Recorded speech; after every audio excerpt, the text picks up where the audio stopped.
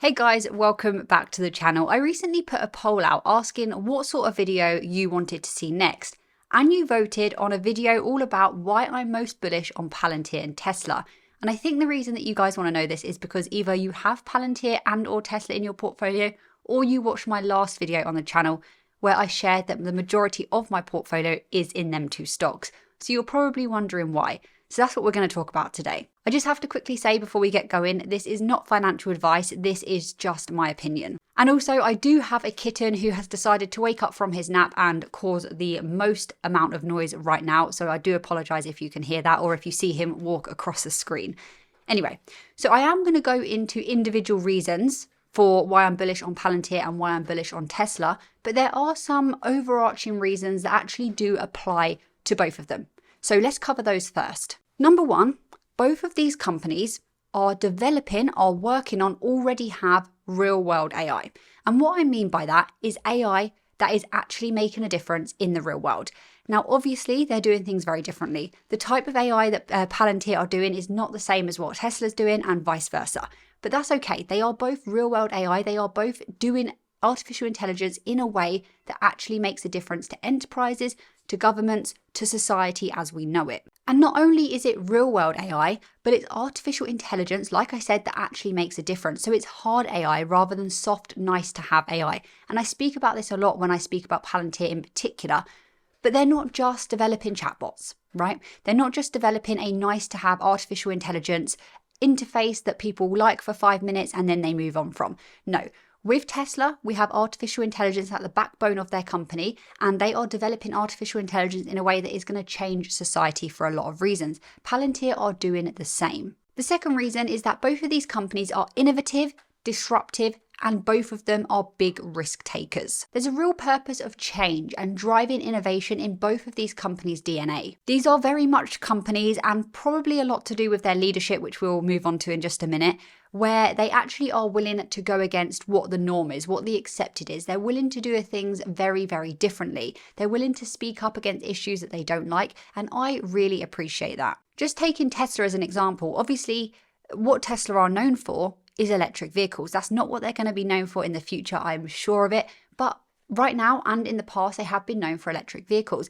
They came along and they completely changed how people think about electric vehicles. And they worked on that when no one else was really doing it well, or at least no one else was really doing it in a way that actually makes a profit, that is actually good for a business. That is quite risky. They took a big risk there. They disrupted an entire industry, the car industry as we knew it. And they are doing the same thing with robotics, with autonomous driving, with energy, all these things that they're working on. And the third reason as to why I'm bullish on both of these companies, and like I just kind of hinted at, is their leadership. Obviously, we have Elon Musk leading Tesla, and we have Dr. Alex Karp leading Palantir. So both of these companies are what is called founder-led, meaning a founder of the company is still involved and running that company. Now, that you can get into, we can get into that in more detail, but I like founder-led companies for a variety of reasons. One of the main ones being that these people know the company inside and out. They know the industry better than anyone else. They've been with the company through many, many hardships in the past. They've come out the other side, and they are probably the most appropriate people to lead these companies because of how much they deeply care about these companies. They are focused and they are mission-driven leaders. And I think that's why it was such a big thing recently with this whole Elon Musk compensation plan debacle, because people were worried that if Elon isn't feeling aligned with shareholders and aligned with the mission of the company and wasn't feeling like he necessarily wanted to drive forward AI in Tesla because of the whole voting power that came along with that comp plan, I guess shareholders were a little bit concerned. Well, what does that mean? Because a big moat of Tesla is Elon Musk. Okay, so with that said, we'll now dive into some individual reasons as to why I'm bullish on Tesla, and then we'll talk about Palantir. These aren't the only reasons, these are just the main reasons that come to the top of my head. But as I move through this video, I do invite you to leave your own reasons in the comments below. Okay, so Tesla first. Now, a big reason why I'm bullish on Tesla is not really about what they've already achieved. I love their electric vehicles. I don't own a Tesla myself. Some people are quite surprised about that, but I do love that they've completely disrupted an industry, and if I had the opportunity to own a Tesla, I absolutely would in a heartbeat. So what they're doing with their whole EV segment, I love. But that's not really the reason that I'm most bullish on Tesla right now. It's actually what they are working on currently and what's coming in the future. As investors, we do care about the past of a company, but more importantly, we care about what's coming, because that's how we're going to make, our money. And that's ultimately what we want to do as shareholders. We own a piece of a business so that we can profit off that when the business does well. And again, I like what they're doing in their energy segment. I think there's a lot of growth there, and we can talk about all these different things. But two big things that are really, really building my conviction, my thesis into holding this stock moving forward for the next 5, 10, maybe 15, 20 years is the two things that are going to change society, the economy, the labour market as we know it. And that is, one, a robotaxi fleet. And that ties in with full self-driving, autonomous driving. And number two, Optimus, which is Tesla's humanoid robot. I'll try not to go into too much detail as to why I think Optimus and a robotaxi platform is very, very bullish for Tesla in the future, because, I've spoken about this many, many times on my main channel, and I will speak about it many, many more times on my main channel as well. Tesla are pushing forward on FSD, full self-driving technology that they have. And it is the best it's ever been right now, and it's the best in the market too. And what this means is that we are no longer going to live in a world in the future whereby humans drive cars. And then this all feeds into a robo-taxi fleet that they're probably going to launch on the 8th of the 8th, or at least give us more details about on the 8th of the 8th at the robo-taxi event. Many people roll their eyes at the idea of non-human driven cars, autonomous vehicles. They think it's very dangerous. They think it's very crazy. They think it's futuristic, but almost too futuristic. It's never going to happen. But we do have to remember that this is the general opinion that people have time and time again when there's a big change, a big shift in society. Just sticking on the theme of driving. If you think back, and we didn't really see this happen, but we can imagine exactly what happened when the world was horse and cart. That was the norm. That was the accepted way to travel. And then came along the first car. And that was many people probably thought, this is never going to take, this is never going to happen, this is weird, this is bizarre, this is dangerous. But then look, it completely shifted. Why did it? Because it was more convenient, it was better, like for society, all these different reasons. And now actually having a horse and cart is the abnormal thing to do, the interesting way to get around. And you see it in European cities all the time. You pay to go on a horse and cart. And the same thing is going to happen again. We are going to shift from not driving our own vehicles. Why is that good? Well, number one, it is a lot safer. Data has come out that's proven this, and it will continue to come out from Tesla that proves this, by a large margin. Humans are dangerous drivers. Not all humans, of course. I try to be the most safe driver that I can be, but many times people do get in cars when they're tired, they're distracted, they've got alcohol in their system, and so on. And a lot of accidents happen and a lot of lives are taken. And the data that Tesla have already released, and the data that companies like ARK Invest are looking at as well, and that's in their latest model that you can go and look at, shows that Tesla's FSD technology goes more miles without an incident than Tesla-driven vehicles.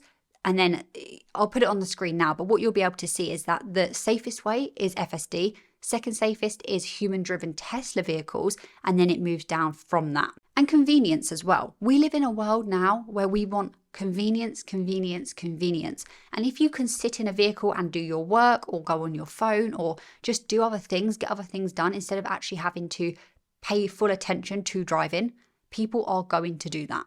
Now, obviously, some people like driving and there'll always be a place for that, I think. But I think this will get taken up a lot easier than people are anticipating that it will. And the thing with Tesla that stands them apart here in terms of autonomous driving, and again feeds into why I'm so bullish on them actually making this happen, which still people don't believe it, but we're so close now. Like go and look at the videos people are sharing online about FSD. It's going to be autonomous in literally not that long at all.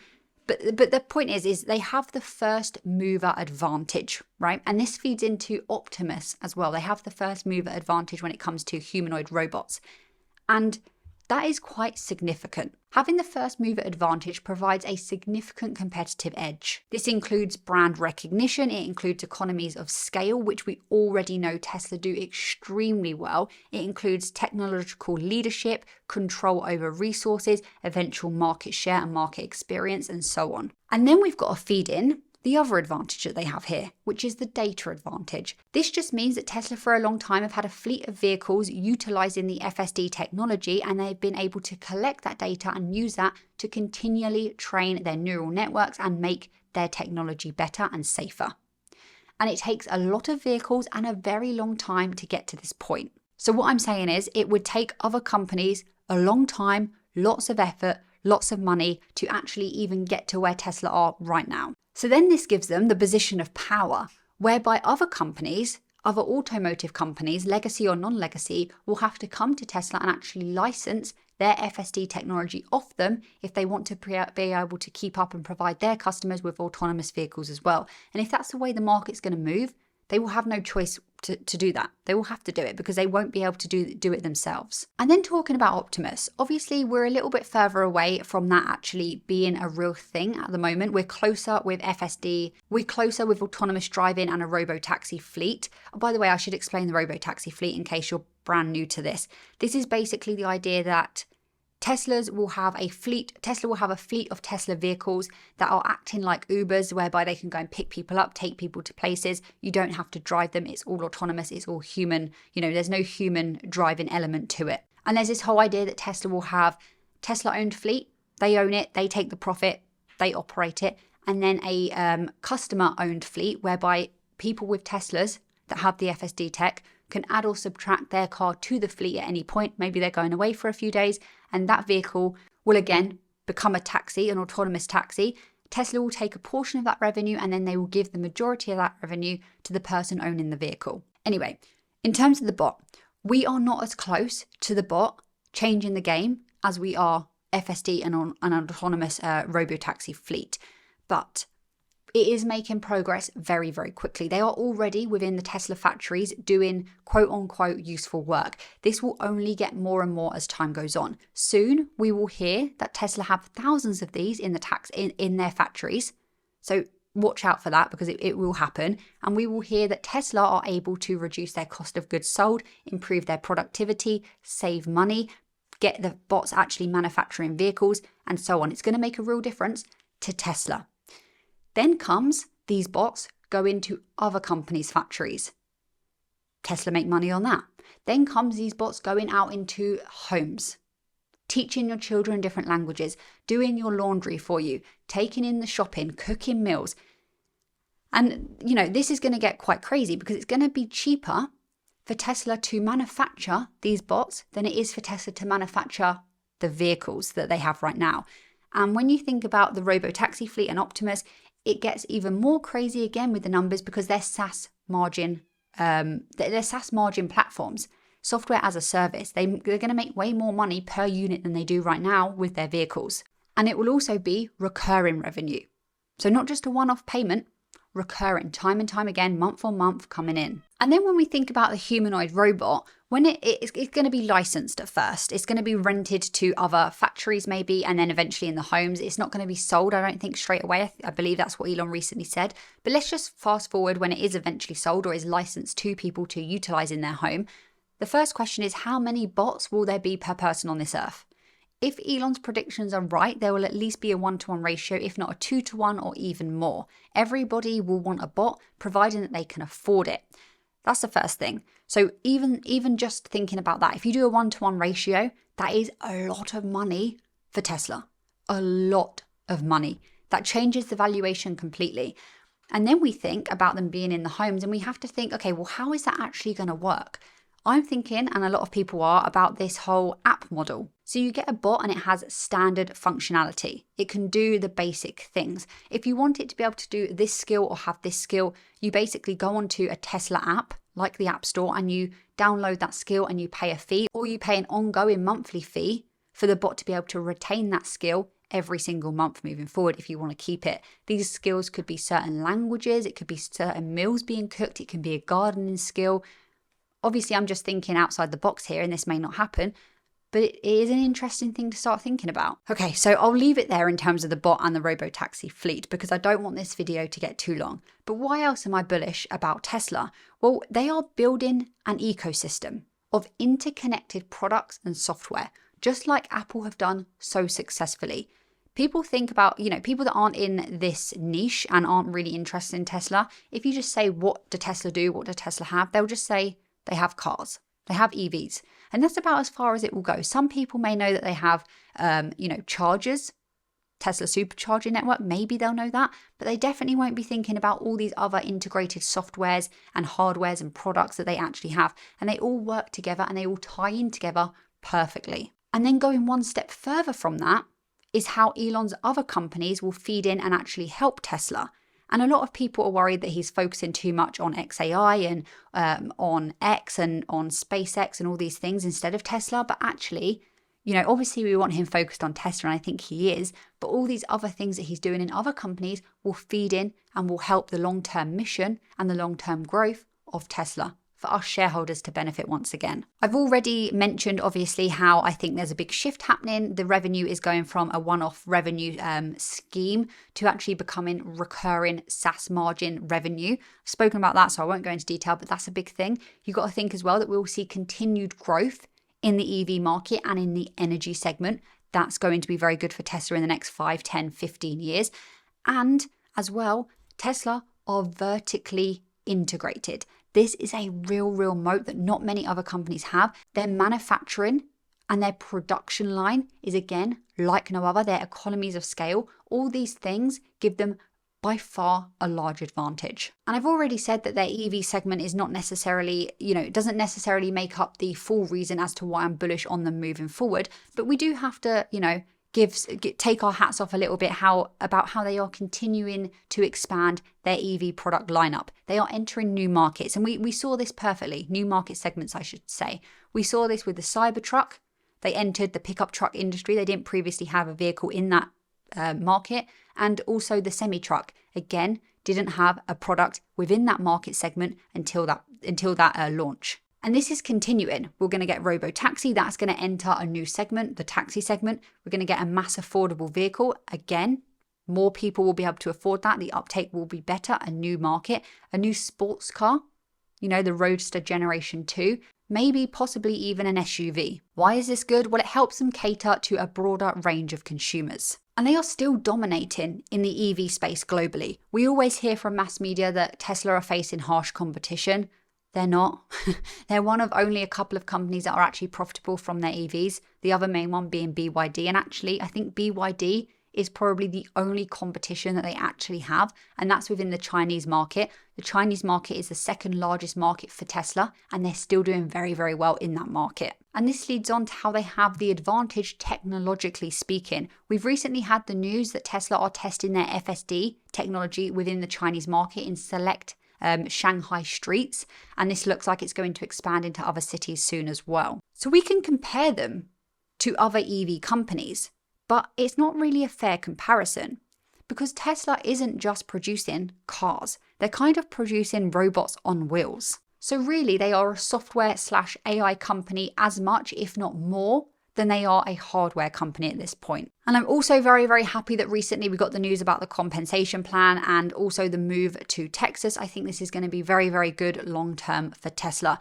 Now, there are many other reasons I could go into, but let's move on to Palantir. So with Palantir, my thesis has kind of shifted over the time that I've been holding my investment.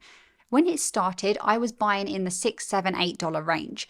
And this was very much before they really started pushing artificial intelligence. I was seeing a real moat in how they were actually allowing organizations to understand their data better. And I thought, we live in a world now where data is a language. Everyone has so much data. And being able to know what to do with that data and have real world decisions in real time, utilizing your data because you understand it, because of Palantir, meant that they were going to do very well. I really liked how they were agnostic in terms of the verticals and the sectors that they were able to work with. Healthcare, the space sector, the financial sector, and then they have their government side, which we'll talk about in a minute. I liked all these things, and those things still apply. Those are still reasons why I'm bullish on Palantir. But then we have to tie in AI. AI is, of course, the hype. Loads of companies have done very, very well because they are able to jump on the bandwagon of AI. They've announced something, they've said AI like 500 times during an earnings call, and the stock has gone up. And we know that both government and enterprises are increasing they're trying to look for new ways and more innovative ways to use AI to get an advantage on the battlefield or in terms of sales, helping their top and bottom line. We are seeing this. But many of the companies, like I was saying, that jumped on this AI hype don't deserve the stock increase that they've been seeing. They're not actually producing AI solutions that are really very good. But I think we're starting to see this change now. I think what is going to happen is the market will naturally move money away from the hype companies into companies that are actually producing AI solutions that make a real difference. And this is where Palantir comes in. They've been around for a long time. Back in the day, they were focused on their government business. That's all they had. They were helping government agencies and they didn't really have AI. I mean, they've always had AI, but not in the way that we know it now with artificial intelligence platform. But they didn't have a commercial business. Then they moved into commercial as well. So they had commercial and government. But like I said, they were very focused on providing an ontology to allow businesses to bring all of their data from everywhere, inputs and outputs into one centralized place. And then they were able to help those businesses, organizations, to understand their data to make business critical decisions based on their data. That was what it was. But then in 2023, so not that long ago, Artificial Intelligence Platform, AIP, was launched, which is their flagship AI platform. And AIP so far has been successful. That's an understatement, I would say. And AIP plays into my thesis for holding this company for the next however many years very, very strongly. It's a big part of my conviction. But like I said, the important thing here is that yes, they have an AI solution, they have AI solutions, but it's not really just fun AI. It's not soft AI. They are offering AI-powered functions that leverage the ontology within organizations. And they say it themselves, go beyond chat. Alex Karp recently made a statement saying that all the value in the market will move towards chips and ontology. It's already moved towards chips and it will continue to do so, I think. And now, maybe ontology will be the next thing because the market loves LLMs. But I think soon the market will realize that large language models, are not actually all that useful unless you pair them with ontologies. And that's where Palantir does this very well. They are also now harnessing the value of mixed reality too, just to innovate and carry on being at the forefront of the market. You've probably seen this headset, this IC2 thing. The headset's not theirs, the hardware's not Palantir's, it's a software that is used in that hardware. But anyway, they're able to take LLMs, ontology and mixed reality and apply them both on the battlefield and commercially. Another thing that I really like about Palantir is that it's still very, very early days for retail investors. They only went public in 2021. And that gives me a lot of confidence and excitement about where this company could go if they're still only in, they're very, very early days. They've been around for a while as a business, but in terms of a public-facing company, it is still very new. That means that potentially a lot more people, a lot more institutions, which we'll come back to in just a second, will come in and start buying shares, pushing the stock price up even further. And they only became gap profitable in 2023. That's how early we still are. And they're not even in the S&P 500 index yet. Yet being the key word there. They're eligible, they just have not been added at the moment. And I just hinted at this, but once this happens, we should expect a lot of institutional money and ownership to come in. But already, they are attracting and retaining the biggest, the highest quality of customers. And if they're doing this now with a market cap of, they're quite small at the moment, what are they going to be doing as they grow? And I think for a long time, Palantir did have a little bit of an issue. They had a bit of a problem with their sales funnels and the methods that they were using to sell their solutions, because they had good solutions, but they weren't really getting them into the market very effectively. But it's all changed now because they have AIP Con Days, they have AIP boot camps, and this has greatly improved. They literally have clients from big companies come out to these AIP Con Days and speak so well about Palantir, and they don't even pay them to do that. I'm not going to get into why that benefits these companies, because it does do well for these companies as well. But it goes to show you that people are willing to show other companies how beneficial Palantir have been, because it is making a difference in their businesses. And I also like that there's two revenue streams. This means their revenue is more diversified, which is a little bit safer for us as consumers. And it means their market, their total addressable market, is even larger. We have, like I said, the commercial side, which is the new side, and the government side as well, which has been around for quite a while for Palantir. And just thinking about the government side, actually, because We know that there's quite a lot of growth in the commercial side. There is still lots of growth in the government side as well. And the government revenue is very, very sticky. These contracts tend to last for a very long time. They get renewed because it's quite challenging, it's quite costly, and it's quite time consuming and difficult for a government agency to actually look to replace Palantir, because they don't just work with anyone. They have to work with companies that they can trust, and companies that they trust, more importantly, to work with the most classified, most sensitive data. And this leads into how Palantir have a moat of being one of only 3 companies that is impact level 6 cleared. And then they have their FedStart program, which is expanding on that moat. Now, I'm sure there's more things that I could add, but I feel like I've been chatting for a very long time already. So I invite you to leave anything else I may have missed out in the comments below. Thank you so much for watching this video. Until next time, keep analyzing, keep investing, and if you like the content that I post, don't forget to subscribe.